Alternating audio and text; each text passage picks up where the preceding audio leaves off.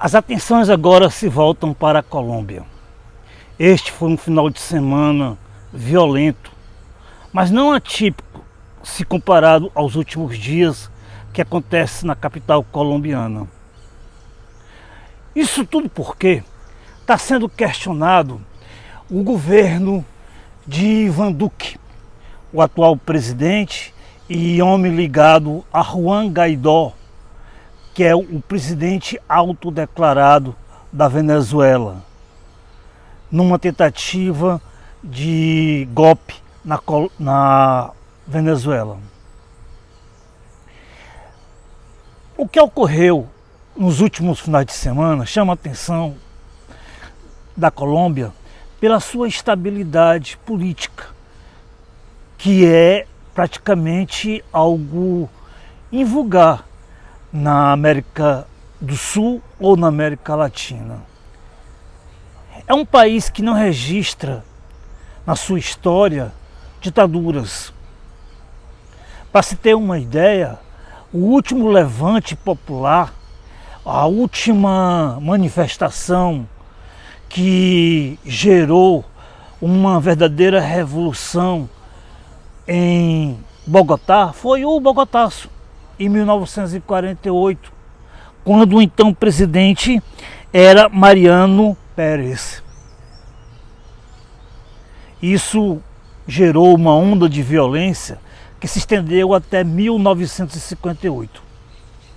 De lá para cá, a Colômbia teve uma guerrilha que se estendeu durante décadas, liderada pelas Farc, mas nunca foi uma ameaça à estabilidade política e nem tampouco à democracia daquele país. Essa situação ela se dá dentro de um contexto em que outros países entraram em ebulição. Ao caso mais atual, que foi o do Chile, em que se contesta Sebastián Piñera, e há também o caso que é mais tocante, que mais caracteriza com um golpe, que foi o caso da Bolívia com Evo Morales. Portanto, não faltam exemplos, não faltam menções da ebulição, da efervescência, da inquietação popular que ocorre entre as populações latino-americanas e sul-americanas.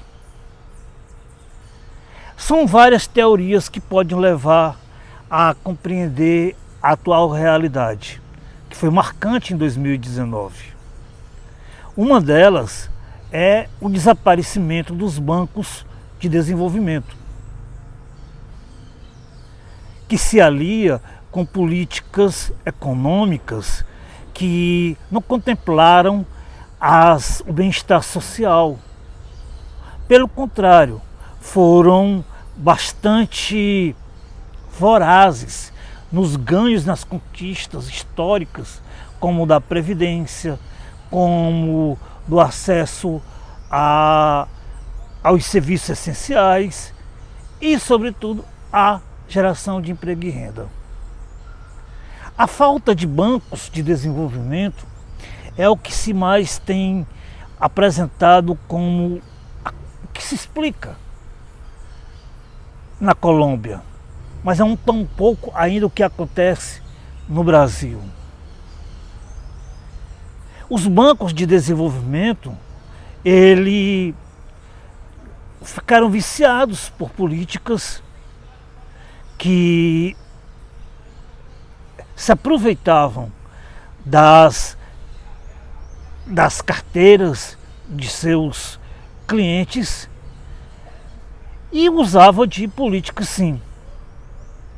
Na reforma administrativa, que já deverá tramitar no próximo ano no Congresso Nacional, há um capítulo para questionar os bancos privados e o vínculo que esses servidores têm com os bancos, que é uma forma diferenciada do que acontece na rede particular.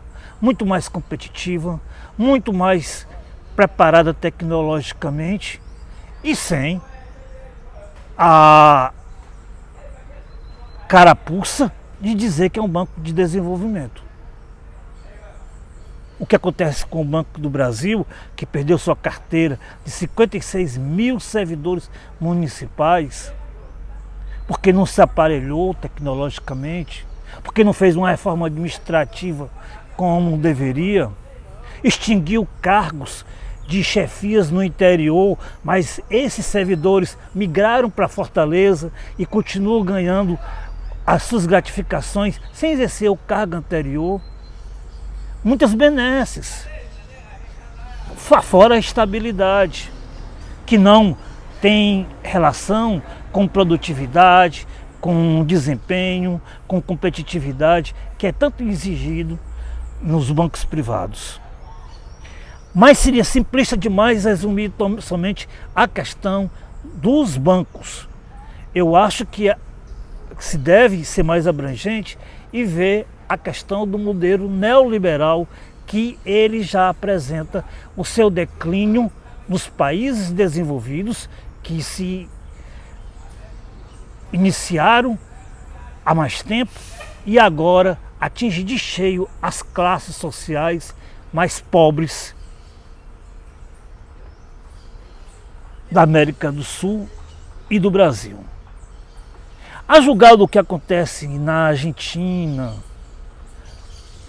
que temos agora Alberto Fernandes, da esquerda, a julgar pelo que acontece no Chile, que tudo leva a crer uma nova constituinte, o Uruguai, o retorno da esquerda, é o que leva a crer, é a promessa de uma eleição na Bolívia que poderá, já a curto prazo, abrir suas fronteiras, que tanto tem prejudicado a população com desabastecimento. Tudo isso, ele nos leva a imaginar que o Brasil está numa situação melhor. Está mesmo, porque é um país maior, tem uma economia maior, um PIB maior. Mas os sinais que se apresentam nos países menores e mais pobres que o Brasil são sintomas que não devem ser subestimados. Deve-se vir como lições e orientações para o que pode acontecer no Brasil. E aí sim com o serviço de inteligência, que achou que quando Lula fosse solto haveria um grande golpe nas ruas, que não teve condição de avaliar a segurança do presidente, a liturgia do avião presidencial quando transportou drogas. Aí vamos ver se a inteligência está preparada para o desenlace.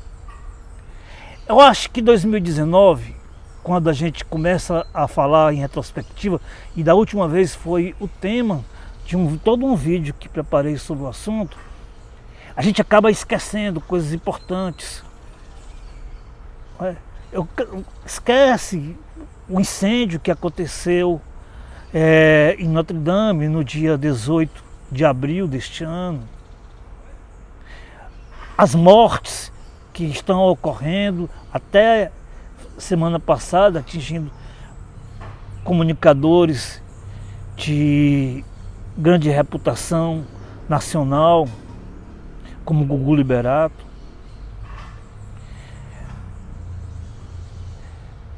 Nesse momento de retrospectiva, não podemos deixar de avaliar o que ocorre na América do Sul.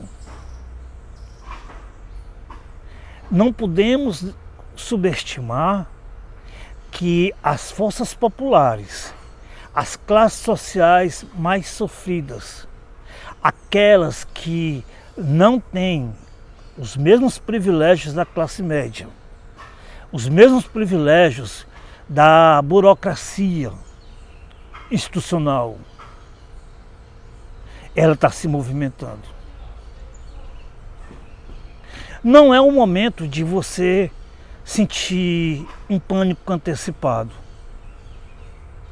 mas é bom começar a estudar para que esses sinais não virem realmente uma grande tragédia em 2020.